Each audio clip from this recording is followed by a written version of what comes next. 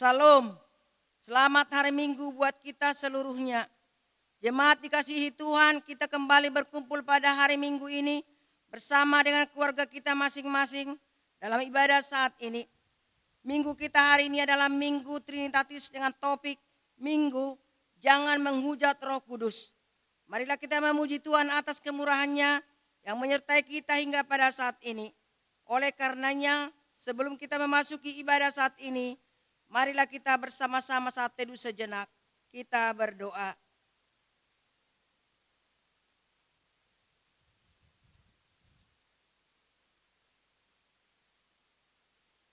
Amin. Kita bernyanyi dari buku Ende nomor 648 ayat 1 sampai dengan ayat yang kedua. Di ayat yang kedua jemaat diundang untuk berdiri.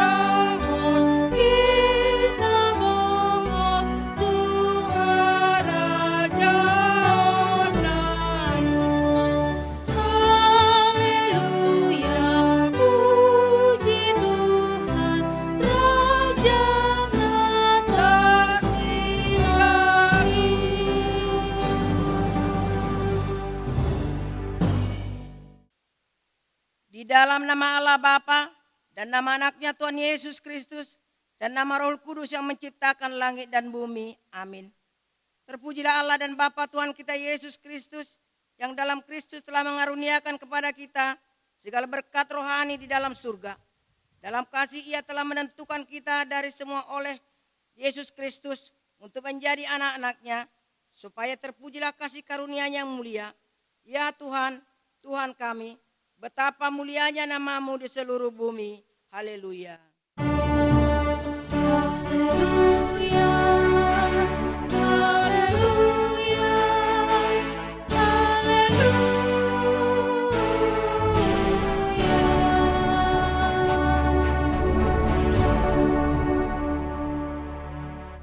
Marilah kita berdoa. Tuhan Allah Bapa kami telah berhimpun di tempat ini pada hari yang Kau kuduskan ini. Bukalah telinga dan hati kami, supaya kami dengan sukacita mendengarkan firman-Mu yang kudus. Dan agar kami memelihara dan menghayati dalam hati kami, serta penuh pengharapan berdoa kepadamu. Ajarlah kami menghitung hari-hari kami sedemikian, hingga kami beroleh hati yang bijaksana. Terimalah kami ke dalam hidup yang kekal, di mana kami akan memuji Engkau, di dalam anak-Mu Yesus Kristus Tuhan kami. Amin. Jemaat dipersilakan duduk kembali. Kita kembali bernyanyi dari buku Ende nomor 722 ayat 1 sampai dengan ayat yang kedua.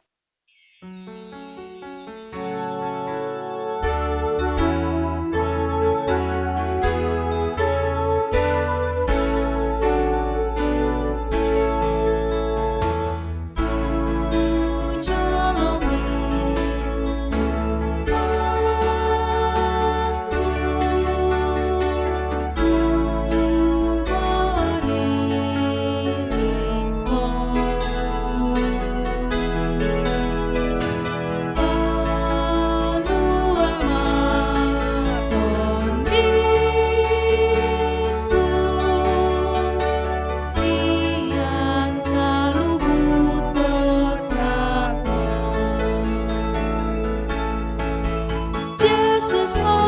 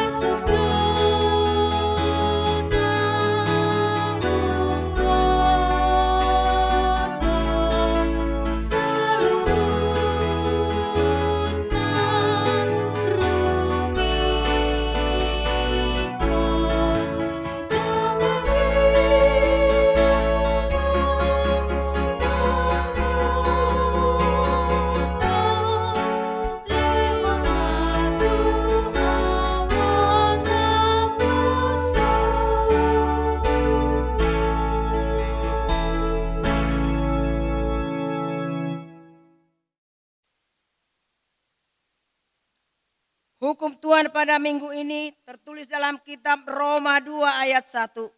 Beginilah bunyinya, karena itu hai manusia siapapun juga engkau yang menghakimi orang lain, engkau sendiri tidak bebas dari salah. Sebab dalam menghakimi orang lain, engkau menghakimi dirimu sendiri. Karena engkau yang menghakimi orang lain melakukan hal-hal yang sama. Demikian hukum Tuhan. Marilah kita memohon kekuatan dari Tuhan kita untuk melakukan hukumnya. Ya Tuhan Allah, kuatkanlah kami untuk melakukan yang sesuai dengan hukum-Mu. Amin. Kita kembali bernyanyi dari buku Ende nomor 171 ayat 1 sampai dengan ayat yang kedua. Di ayat yang kedua jemaat diundang untuk berdiri.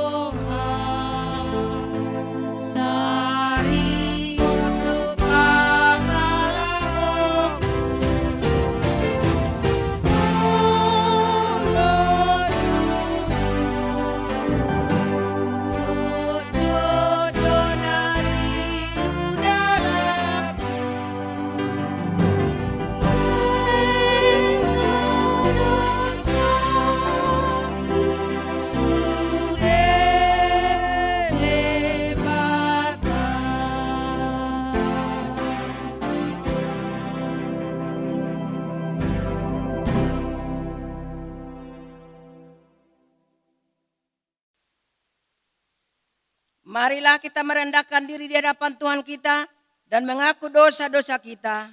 Kita berdoa. Ya Allah Bapa kami yang di sorga, Engkau mengampuni dosa kami orang-orang yang hina dan tercela ini di dalam anak kesayangan-Mu. Kasihanilah kami orang yang berduka cita yang berdosa ini. Nyatakanlah di dalam hati dan jiwa kami ini akan kampunan segala dosa dan kesalahan kami itu. Karuniakanlah Roh Kudus bagi kami untuk memberi kekuatan keteguhan dan ketetapan hati supaya iman kami tidak tergoyahkan. Bimbing dan ajarlah kami ya Tuhan, agar kami benar-benar dan sungguh-sungguh menyerahkan diri, hati dan jiwa kami kepadamu saja sebagai korban yang hidup dan kudus. Oleh sebab anak-Mu Yesus Kristus Tuhan kami. Amin. Marilah kita berdoa di dalam hati kita masing-masing.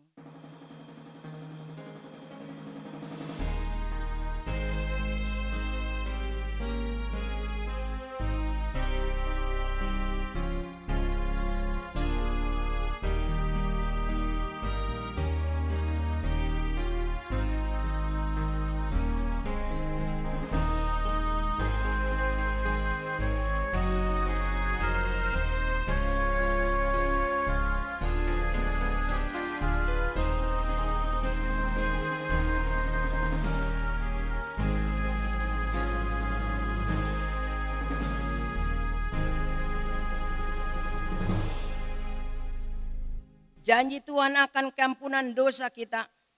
Demikian firman Tuhan. Tetapi engkau memberati aku dengan dosamu. Engkau menyusahi aku dengan kesalahanmu. Akulah dia yang menghapus dosa pemberontakanmu oleh karena aku sendiri.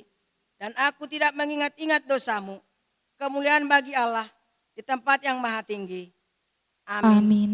Jemaat dipersilakan duduk.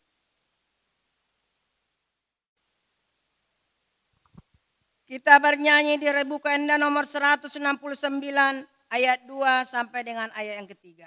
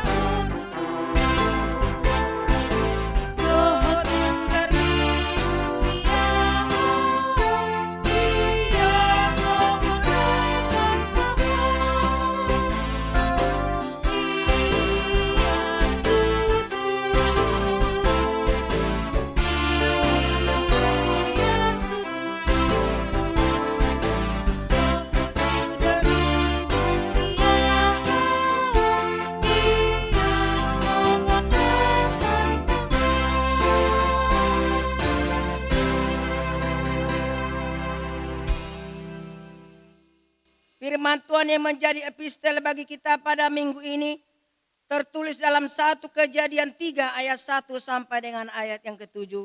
Kita membacanya secara responsoria.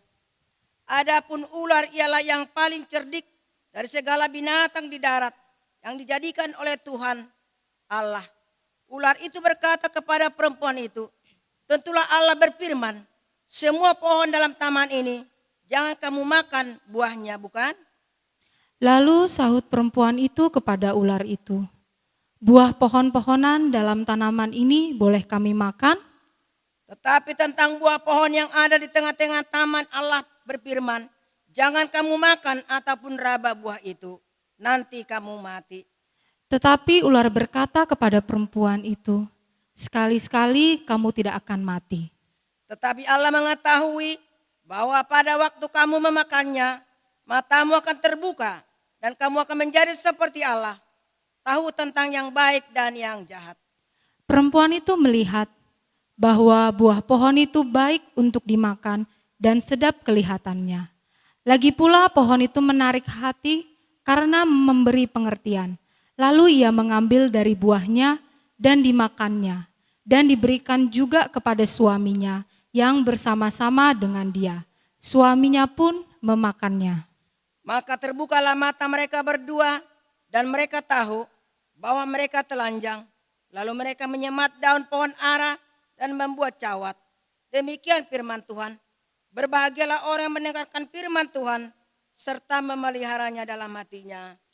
Amin. Kita bernyanyi dari buku yang nomor 715 ayat 1 sampai dengan ayat kedua. Di ayat 2 jemaat diundang untuk berdiri.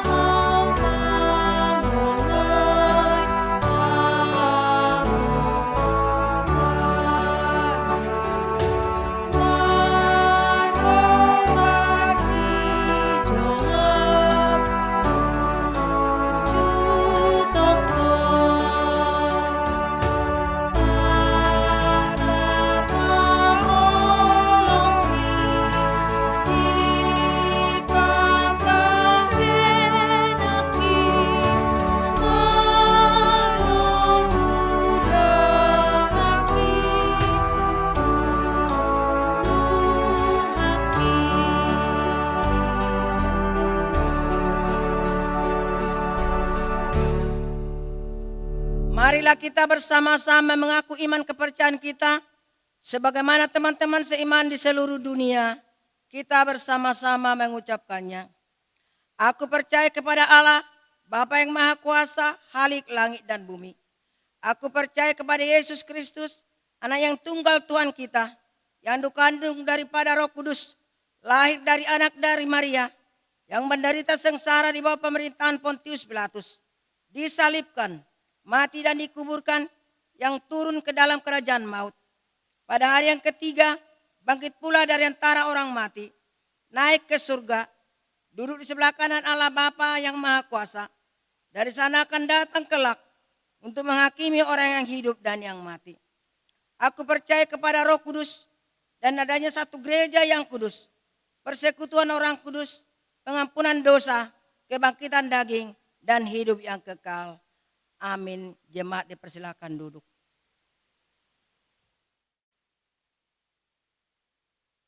Warta jemaat kita minggu ini yang pertama, ulang tahun kelahiran dan pernikahan. Majelis Gereja dan seluruh jemaat HKBP Borneo Resort Banjarmasin mengucapkan selamat ulang tahun kelahiran dan ulang tahun pernikahan kepada seluruh jemaat yang berulang tahun periode 1 Juni 2021 sampai dengan 6 Juni 2021, yakni kepada nama-nama tertulis dalam lembar acara ini saat ini. Tuhan memberkati. Daftar sumbangan spontanitas pembelian tanah di samping gereja bisa kita lihat di lembar yang kita pegang. Dan yang berikutnya, warta keuangan bisa kita lihat di WA Grup HKBP Borneo. Demikian warta jemaat kita minggu ini. Kita kembali bernyanyi dari buku Ende nomor 719 ayat 1 sampai dengan ayat yang kedua.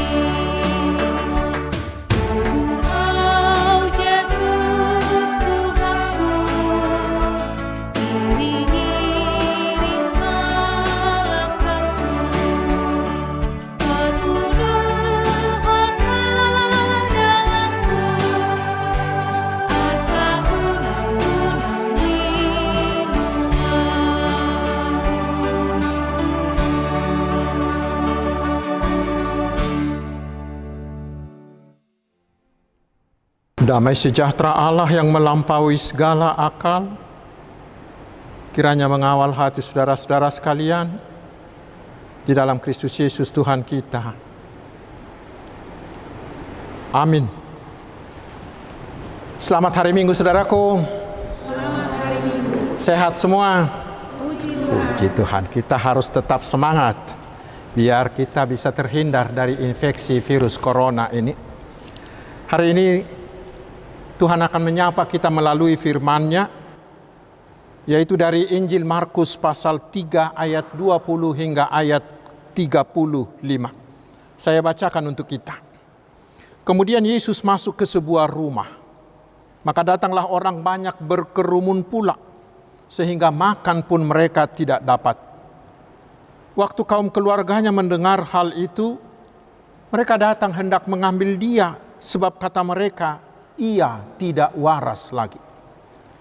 Dan ahli-ahli Taurat yang datang dari Yerusalem berkata, ia kerasukan Beelzebul, dan dengan penghulu setan ia mengusir setan. Yesus memanggil mereka lalu berkata kepada mereka dalam perumpamaan, bagaimana iblis dapat mengusir iblis? Kalau suatu kerajaan terpecah-pecah, kerajaan itu tidak dapat bertahan. Dan jika suatu rumah tangga terpecah-pecah, rumah tangga itu tidak dapat bertahan. Demikianlah juga kalau iblis berontak melawan dirinya sendiri. Dan kalau ia terbagi-bagi, ia tidak dapat bertahan, melainkan sudahlah tiba kesudahannya. Tetapi tidak seorang pun dapat memasuki rumah seorang yang kuat untuk merampas harta bendanya apabila tidak diikatnya dahulu orang kuat itu. Sesudah itu barulah dapat ia merampok rumah itu. Aku berkata kepadamu, sesungguhnya semua dosa dan hujat anak-anak manusia akan diampuni. Ya, semua hujat yang mereka ucapkan. Tetapi apabila seorang menghujat Roh Kudus, ia tidak mendapat ampun selama-lamanya, melainkan bersalah karena berbuat dosa kekal. Ia berkata demikian karena mereka katakan bahwa ia kerasukan roh jahat. Lalu datanglah ibu dan saudara-saudara Yesus. Sementara mereka berdiri di luar, mereka menyuruh orang memanggil dia.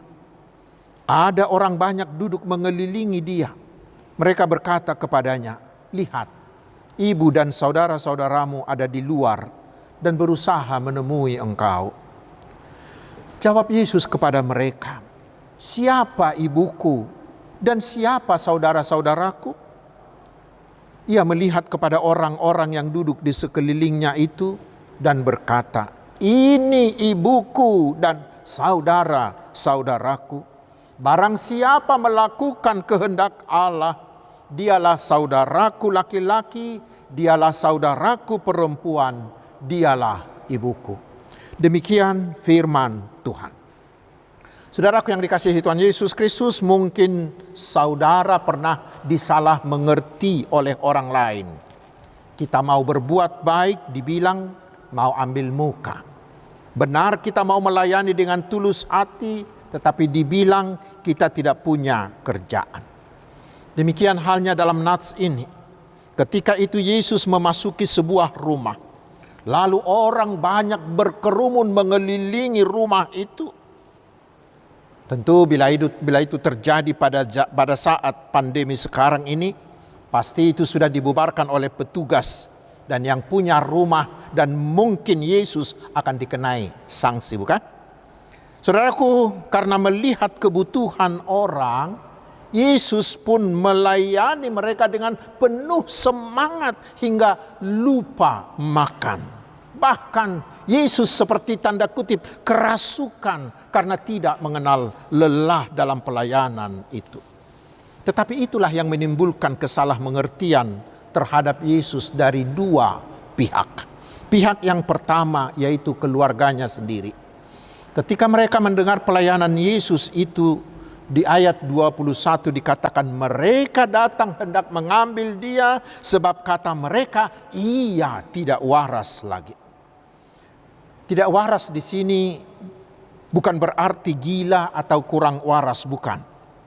Tetapi diartikan sebagai suatu keadaan yang sudah di luar kewajaran. Kemudian dilanjutkan lagi dengan ayat 31 sampai 35 dikatakan mereka datang dan menunggu di luar dan menyuruh orang untuk memanggil Yesus. Saudaraku, memang kita bisa merasakan perasaan seorang ibu. Maria itu sangat khawatir akan kesehatan dan keselamatan anaknya yang tidak punya waktu untuk makan, tidak istirahat, dan itu bisa menurunkan imunitas tubuhnya sehingga dia bisa mudah terserang penyakit, padahal dia dikelilingi oleh orang-orang sakit parah. Maria merasa bila Yesus anaknya itu terus-menerus begitu, maka dia akan sakit. Dan bila anaknya itu sakit, siapa yang repot? Tentu ibunya, bukan? Karena itulah di masa pandemi ini selalu dinyanyikan lagu pesan ibu. Lagu pesan ibu itu mengingatkan supaya kita selalu mengikuti prokes. Karena bila anaknya terinfeksi, maka ibu yang akan repot dan semua keluarga akan menanggung akibatnya. Tetapi saudaraku, ada hal yang dilupakan oleh Maria. Maria mungkin sudah lupa atau tidak menyadari bahwa anaknya Yesus itu bukanlah manusia biasa, tetapi dia adalah anak Allah yang tidak akan dapat dikenai oleh penyakit apapun, tetapi justru sebaliknya dia yang akan mengobati segala penyakit apapun. Itulah kesalahmengertian dari pihak keluarga Yesus. Lalu apa jawaban Yesus terhadap kesalahpahaman dari keluarga tersebut? Mari kita simak di ayat 33 hingga ayat 35. Pertama, Yesus mengatakan bahwa keluarganya adalah mereka yang melakukan kehendak Allah. Bagi Yesus, melakukan kehendak Allah itu di atas segala-galanya. Terutama karena misinya dari Allah adalah menyediakan keselamatan bagi seluruh dunia. Dan untuk itu dia harus bergegas. Bahasa Batak ngaita bu, makudus. Karena waktunya sudah sangat sempit.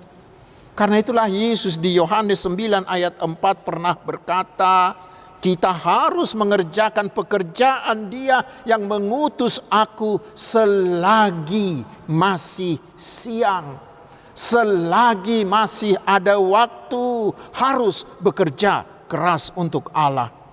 Dunia harus diselamatkan oleh Yesus, sehingga tidak ada waktunya untuk berleha-leha. Saudaraku yang dikasihi Yesus, terutama ruas HKBP, itulah juga harapan kita dengan tahun pemberdayaan 2021 ini. Semua pertohonan, semua ruas HKBP harus segera diberdayakan, harus segera digerakkan untuk pekerjaan Tuhan. Dan kita harus segera bergegas. Iko patu pautado pakuduson nabadia. Mengapa? Karena ladang sudah menguning. Bila tidak segera dituai, itu akan musnah. Siapa tahu Kristus akan datang segera, supaya mereka semuanya ikut diselamatkan. Padahal penuai masih sangat sedikit, dan sudah sedikit mungkin penuainya juga tidak terampil, tidak berdaya. Karena itu saudaraku, mari semua kita ruas Parhalado, mari beri dirimu untuk diberdayakan, untuk diperlengkapi, untuk dimampukan, untuk dibekali, sehingga semuanya kita berkomitmen, semuanya kita terampil, semuanya kita berkemampuan dan mau dengan sukarela, dengan rela hati melakukan kehendak Allah menyelamatkan dunia ini. Saudaraku, selanjutnya di ayat 33 hingga 34 Yesus mengatakan, siapa ibuku dan siapa saudara-saudaraku? Ini ibuku, ini saudara-saudaraku. Apa artinya?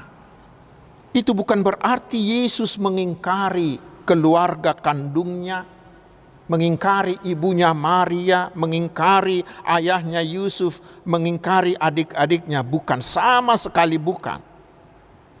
Memang di sekitar tahun 80-an saudaraku, ada kelompok Kristen yang menggunakan ayat ini untuk meninggalkan keluarganya dan menganggap anggota keluarganya hanyalah anggota persekutuan mereka.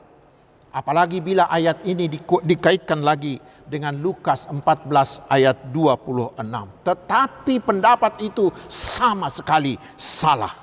Justru Tuhan mewajibkan kita untuk melakukan hukum Taurat yang kelima, yaitu menghormati orang tua kita. Lalu apa arti perkataan Yesus di sini. Yesus mau mengatakan agar kita mau memprioritaskan pekerjaan dan kehendak Tuhan di atas segala urusan, termasuk di atas keluarga kita. Itu yang dikatakan Yesus di Matius 6 ayat 33. Sai jumolo maluluhamu harajaon ni debata dohot hasit tonganna. God first. Tugas dari Allah itu harus menjadi prioritas utama, tidak boleh diganggu, tidak boleh dialihkan oleh apapun, termasuk tugas keluarga. Itulah kesalahmengertian yang pertama dari keluarga Yesus. Dan kesalahmengertian yang kedua datang dari ahli-ahli Taurat yang datang dari Yerusalem. Ketika mereka melihat semua pelayanan Yesus itu, terutama mungkin ketika mereka mendengar hardikan Yesus yang sangat tegas terhadap iblis-iblis yang merasuki dan menyakiti orang-orang yang datang berkerumun itu. Lalu ahli-ahli Taurat itu mengatakan di ayat 22, ia kerasukan Beelzebul. Dengan penghulu setan ia mengusir setan. Saudaraku, memang ironis sekali. Para ahli Taurat, tokoh-tokoh agama yang pekerjaannya setiap hari bergumul dengan firman Tuhan, justru mengatakan Yesus anak Allah itu sebagai setan, dirasuki oleh setan. Padahal, tahukah kita, justru setan-setan mengatakan Yesus itu adalah anak Allah. Markus 1 ayat 24. Ironis sekali. Saya unang maadok padita ni HKBP, saya unang maadok parhalado ni HKBP nasongoniate. Saya menjadi teringat ketika kami melakukan pelayanan dengan pengusiran roh jahat dalam nama Yesus di salah satu huria di Sumatera. Lalu tersiarlah kabar di kampung tersebut bahwa kami ini adalah Datu Bolon yang datang dari Jakarta. Terpaksa saya meluruskan dan menegur kesalahpahaman tersebut di khotbah hari Minggunya. Mereka tidak menyadari bahwa apa yang dikatakan Tuhan Yesus di Markus 16 ayat 17 bahwa kuasa mengusir setan dalam nama Yesus itu diberikan kepada setiap orang yang percaya, bukan? Tetapi mereka tidak menyadari kuasa tersebut. Saudaraku, dengan ucapan ahli-ahli Taurat ini, mereka sudah mau mengajak orang banyak, awas, jauhi Yesus ini. Jangan ikuti dia karena dia ini adalah hasadaran. Dia ini adalah tempat bersarangnya setan-setan. Dia ini melakukan praktek ilmu hitam, black magic. Itu dikatakan seorang oleh para ahli Taurat. Itu sangat ironis sekali, saudaraku. Lalu apa jawaban Yesus terhadap kesalahmengertian ahli Taurat itu? Yesus memanggil mereka dan mengajar serta menegur mereka. Dan juga dia mengatakan kepada semua orang banyak. Kita simak di ayat 23 sampai ayat 30. Yang pertama, untuk tuduhan menggunakan kuasa Beelzebul itu, di ayat 23b hingga 26 Yesus menjawabnya dengan logika yang sederhana melalui sebuah perumpamaan saja. Masak jeruk makan jeruk. Ya, masak jeruk makan jeruk. Masakan setan melawan setan. Bila Yesus mengusir setan dengan kuasa setan Beelzebul, berarti di dalam internal kerajaan setan itu ada perpecahan atau mungkin sedang terjadi kudeta yang akan membuat mereka segera hancur, bukan? Karena itu Yesus mau mengatakan tidak mungkinlah saya ini menggunakan kuasa setan. Tidak ada logikanya. Pendapat kalian itu salah besar. Lalu berikutnya Yesus mengatakan yang sebenarnya di ayat 27 juga melalui sebuah perumpamaan. Dia katakan, Kalau mau mengalahkan yang kuat, maka diperlukan kuasa yang lebih kuat. Lalu yang kuat itu harus diikat dulu, barulah dia bisa dikalahkan dengan mudah. Dengan perkataan itu Yesus mau mengatakan, saudaraku, bahwa selama ini memang setan itu adalah kuasa yang kuat. Dia adalah alat dosa untuk menyusahi manusia. Tetapi sekarang sudah datang kuasa yang jauh lebih kuat yang akan mengalahkan kuasa si iblis itu. Siapakah kuasa yang lebih kuat itu? Yaitu Yesus sendiri. Karena segala kuasa akan tunduk dan tidak berkutik kepadanya. Karena dia adalah seorang anak Allah. Karena itu apa yang sedang dilakukan Yesus, yang sudah dimulai sejak Yesus selesai dicobai iblis di padang gurun, yang dia lakukan adalah mengikat si setan itu dulu. Dan nanti sesudah Yesus dikubur lalu bangkit pada hari yang ketiga, Yesus akan mengalahkan dan menumbangkan kuasa setan itu. Saudaraku, dengan uraian tersebut Yesus mau meyakinkan ahli Taurat, juga meyakinkan orang banyak di sekitarnya dan meyakinkan kita bahwa kuasa yang ada di dalam diri Yesus itu, itulah kuasa yang tertinggi, kuasa yang paling kuat yang dapat mengalahkan segala kuasa lain, terutama kuasa dosa, kuasa iblis dan kuasa maut. Karena dia adalah anak Allah. Siapa yang mau percaya kepada Yesus itu, dia turut dilepaskan dari kuasa si setan itu. Dia turut diselamatkan dari penjara si setan, si iblis itu. Karena dosa-dosanya sudah diampuni. Dan selanjutnya saudaraku, di ayat 28 hingga ayat 30, Yesus memberi peringatan kepada ahli-ahli Taurat, juga kepada orang banyak, dan juga kepada kita hari ini, yaitu tentang dosa menghujat Roh Kudus yang tidak akan diampuni. Ayat ini sering menjadi pertanyaan bagi ruas. Banyak ruas yang mengatakan begini, Yesus itu kan maha kasih, maha mengampuni semua dosa, bagaimanapun besarnya, bagaimanapun jahatnya, seperti anak yang hilang itu, bukan?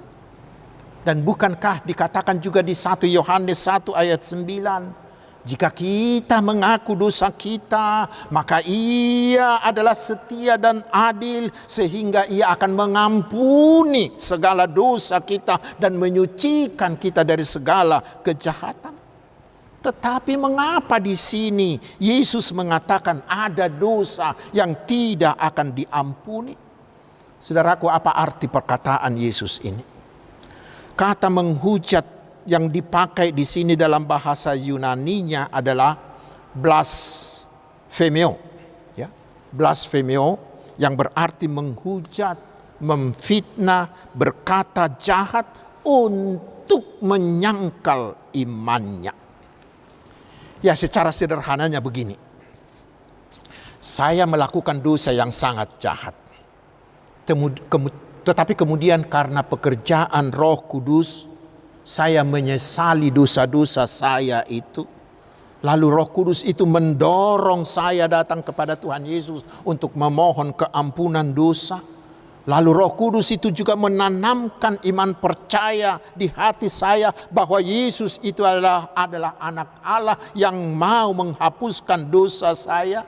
Dan setelah itu saya bertobat, menerima Tuhan Yesus menjadi Tuhan dan Juru Selamat saya, dan mengandalkan Dia dalam seluruh kehidupan saya. Lalu Yesus memberi saya kepastian. Dosa-dosa saya pasti, sekali lagi pasti sudah dihapuskan. Tetapi sesudah itu, oleh karena satu dan lain hal, saya menghujat dengan mengatakan bahwa Roh Kudus itu adalah setan. Roh Kudus itu adalah Beelzebul. Roh Kudus itu tetap terus-menerus menyadarkan saya, mengingatkan saya melalui firman Tuhan, melalui khotbah-khotbah para hamba-hambanya. Tetapi saya terus-menerus menolak, bahkan terus mengatakan bahwa Yesus itu bukan hanya tidak benar, tetapi Yesus itu adalah alat iblis. Saudaraku, itulah dosa yang tidak akan diampuni.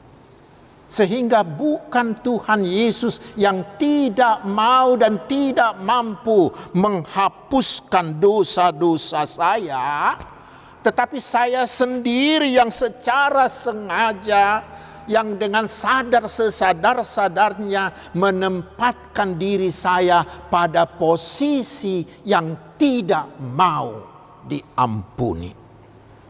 Menempatkan diri saya pada posisi yang tidak mau diselamatkan sama sekali. Ibarat orang yang tenggelam.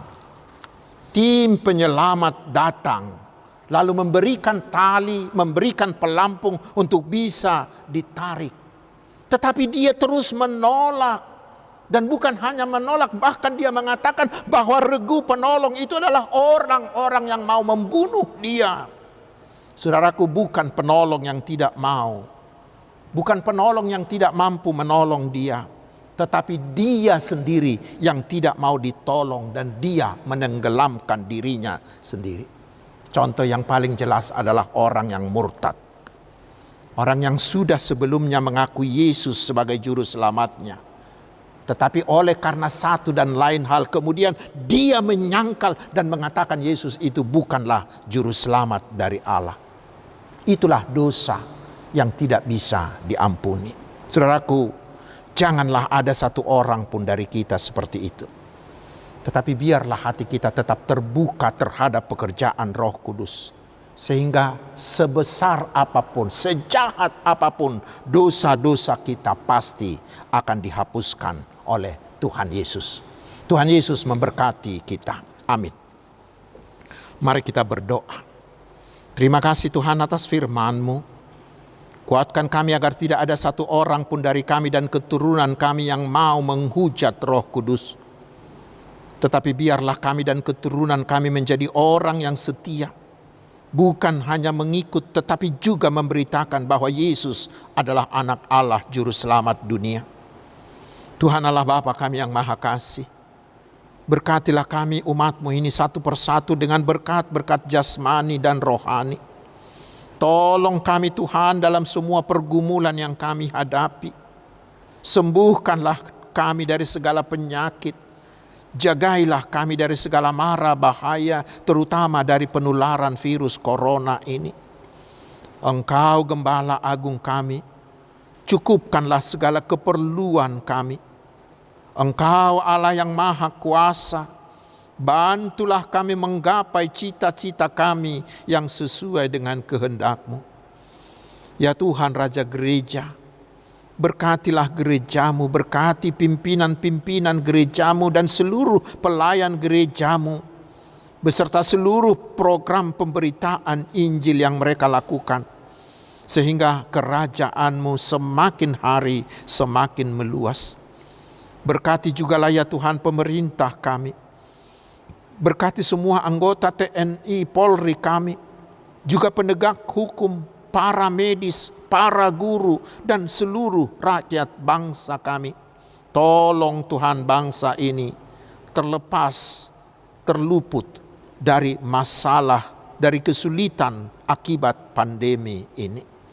Terima kasih. Inilah doa yang kami sampaikan. Hanya dalam nama Tuhan Yesus Tuhan kami, kehendak-Mu lah yang jadi atas kami. Amin. Kita bernyanyi dari buku ND nomor 691 ayat 1 dan ayat 2 sambil mengumpulkan persembahan.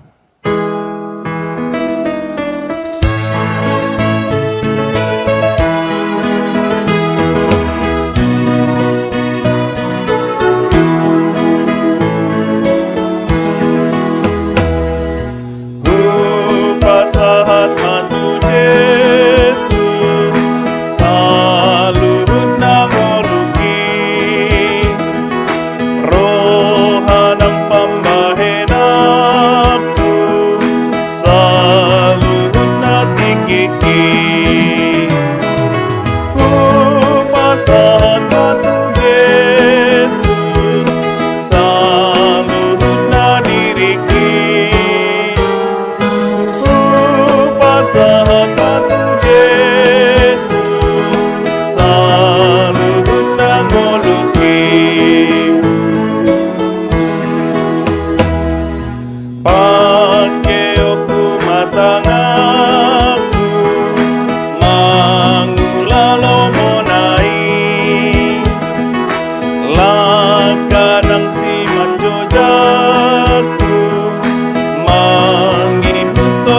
hati.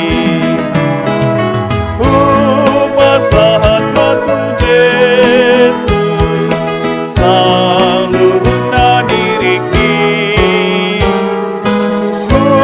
Pasahat matu Yesus saluhna moluki.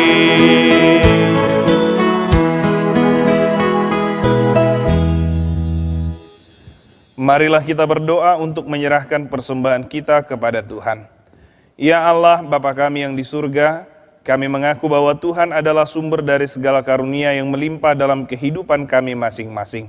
Sebahagian daripada karunia itu, kami serahkan kembali sebagai persembahan kepada Tuhan.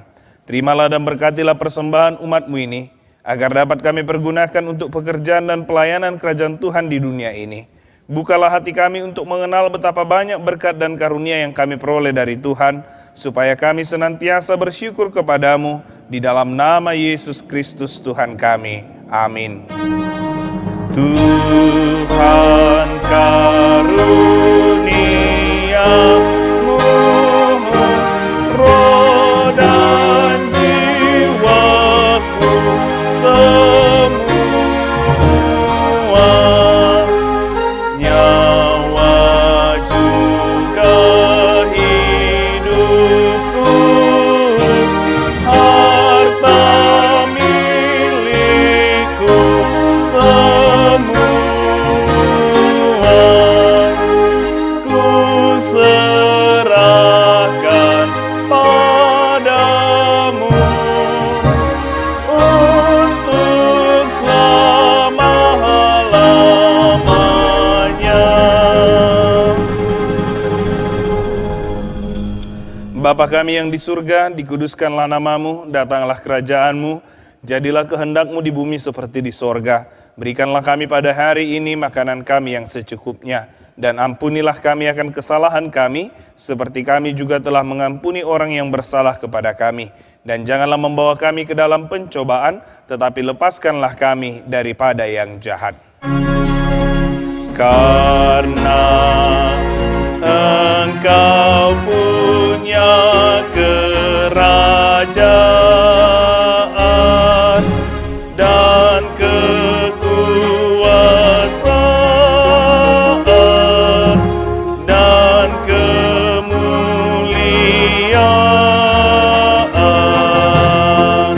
sampai selama-lamanya.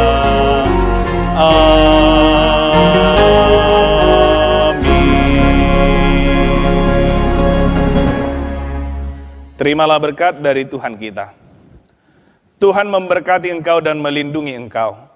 Tuhan menyinari engkau dengan wajah-Nya dan memberi engkau kasih karunia.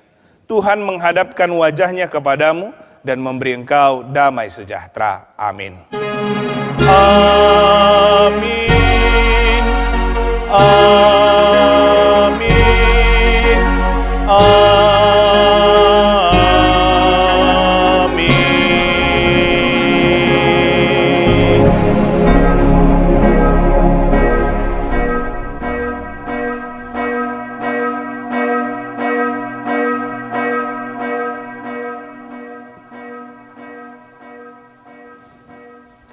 Shalom, selamat hari Minggu buat kita sekalian.